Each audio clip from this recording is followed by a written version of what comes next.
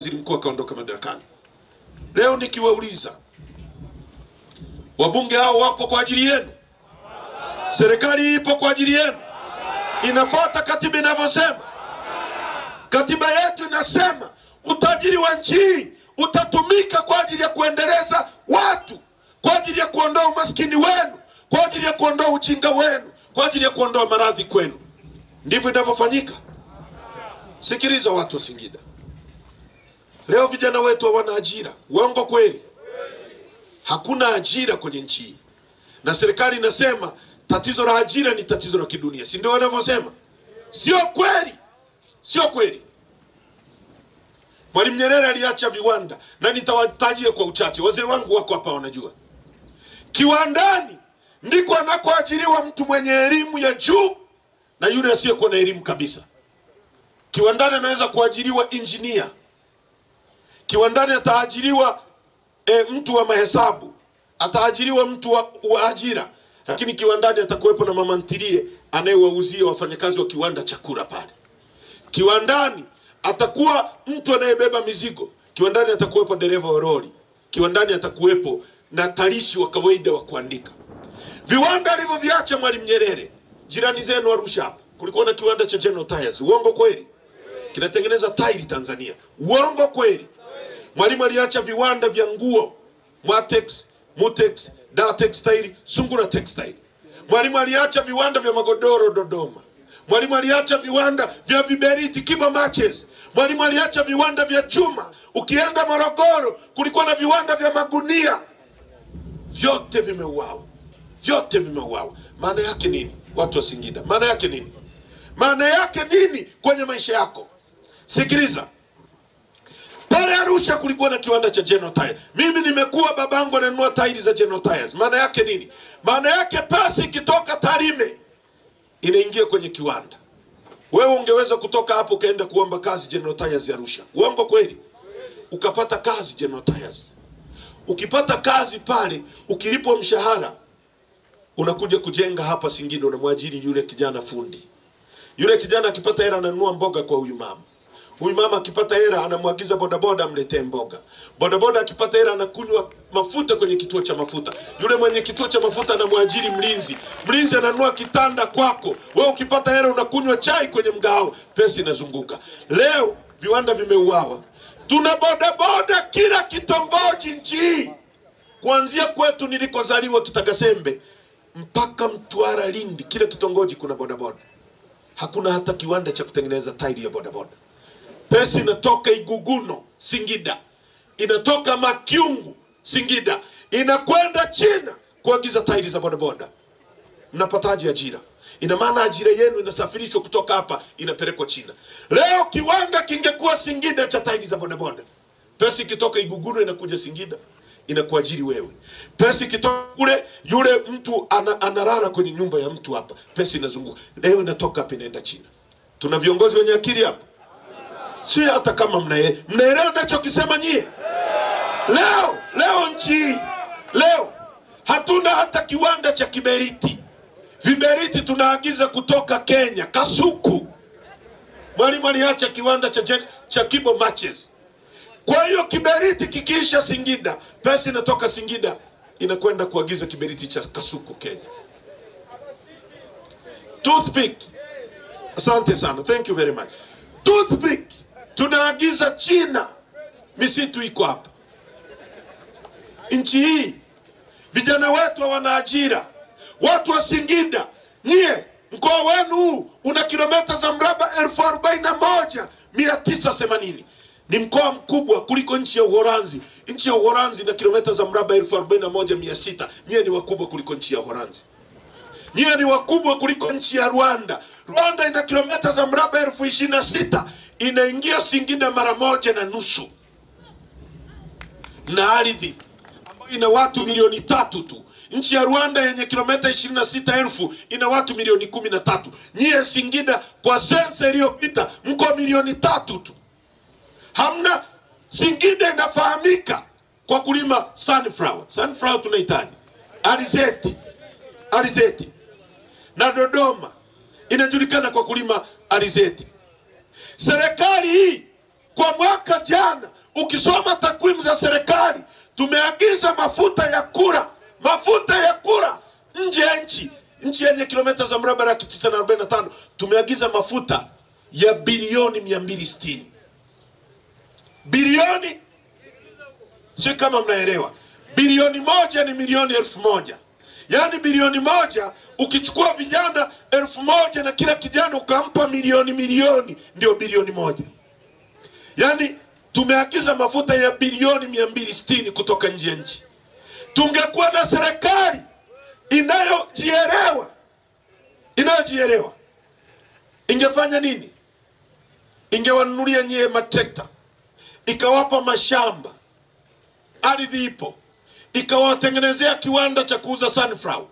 Wewe ungezalisha sunflower, usingekuwa unafanya betting, ungekuwa shambani na trekta, kwa sababu una uhakika kuna soko. Ukizalisha sunflower yako unauza hapa. Hizo pesa tulizotumia kuagiza mafuta nje zingeingia kwenye mifuko yenu. Wewe ungenunua lori, yule angejenga nyumba. Ukijenga nyumba unajenga uchumi wa nchi yetu, kwa sababu ungemwajiri fundi, ungemwajiri kibarua, ungenunua simenti kwa mtu anayeuza simenti, yule angelipa kodi serikalini. Serikali ingepata pesa zaidi, ingeajiri walimu zaidi. Lakini inatoa hapa mafuta ya kula tunaagiza kutoka nje. Nchi gani hii? Alafu wanawaambia nyie tatizo la ajira ni tatizo la kidunia. Sio tatizo la kidunia, ni tatizo linalotengenezwa na viongozi wajinga, wasiokuwa na ubunifu, wasiokuwa na uwezo. Sikilizeni, si kuna dhahabu hapa Singida? Inachimbwa na kina nani? Kienda kule kwetu inachimbwa na Wachina, ndio wako kwenye migodi. Wachina waingii kwenye mashimo, wanaoingia ni vijana weusi wa Kitanzania. Uongo kweli? Wachina wao wanasubiri end product imeshatolewa, wanachukua wanaenda kuuza. Serikali imefanya matumizi kwa mujibu wa ripoti ya CAG mwaka jana. Controller and Auditor General, mkaguzi na mdhibiti mkuu wa hesabu za serikali, anasema serikali imefanya matumizi yasiyokuwa na tija ya bilioni 571. Matumizi yasiyokuwa na tija maana yake nini? Yani CAG ametumia tafsida. Badala ya kusema naenda Msarani, badala ya kusema naenda wapi, ukasema naenda Msarani, sio? Unasema naenda Msarani badala ya kusema naenda wapi? Sasa mkaguzi na mdhibiti mkuu ametumia tafsida kuficha ukali wa maneno. Angeweza kusema serikali imefanya matumizi ya kijinga au ya kipuuzi, milioni 571. Ndio hizo tunasikia mara goli la mama, sui kidogo cha mama, sui vichekesho vya mama, kila kitu. Hizo fedha nyie watu mna dhahabu, wangechukua yale machimbo yale maeneo yenye dhahabu, wakaunda vikundi vya vijana 100 mkapewa mitaji na mashine na crusher na madawa ya kusafishia, mkapewa maeneo ya kuchimba. Mkichimba, mkipata dhahabu, ukiuza nje, pesa inarudi kwenye mfuko wako, wewe unakuja kujenga nchi yetu. Unapompa Mchina, akitoa dhahabu, akienda kuuza nje, anajenga kule kwao, haendelezi nchi yetu. Sio kama mnaelewa? Hivi mnanielewa vizuri?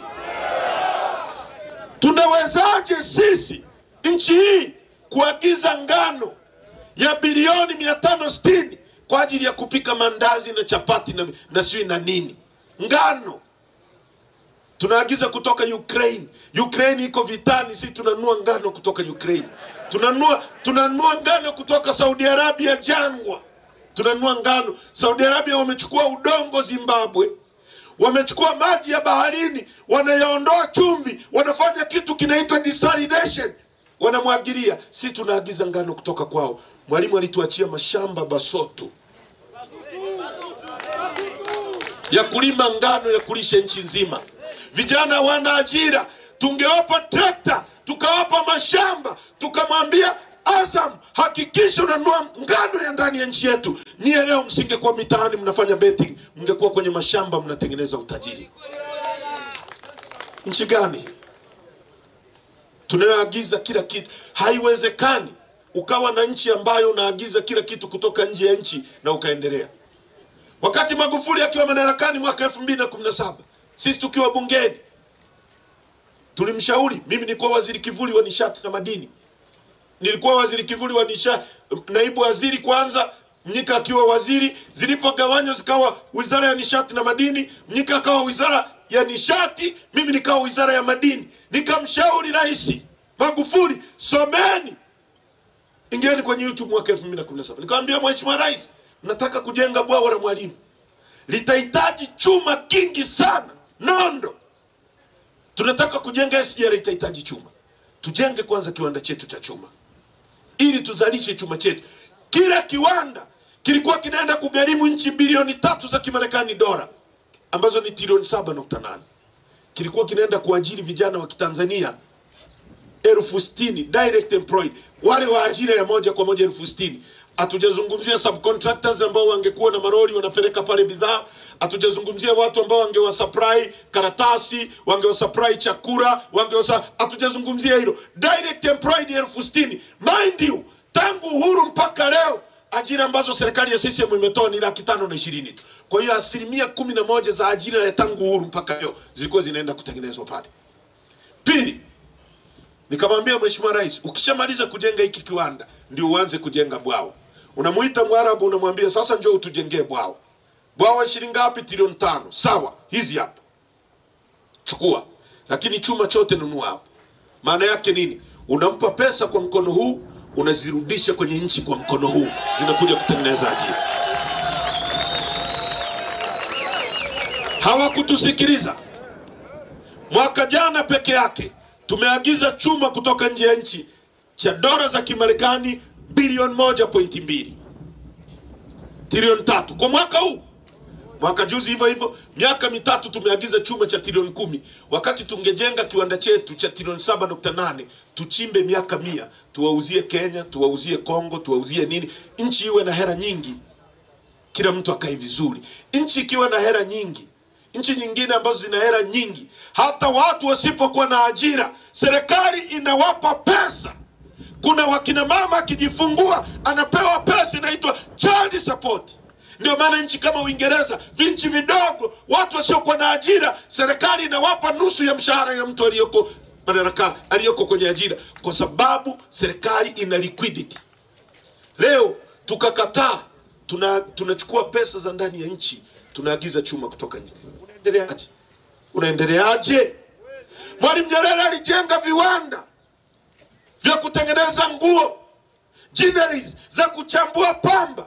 Leo Wasukuma na pamba kule mwa Shinyanga, Geita, Simiyu, wanauza pamba yao shilingi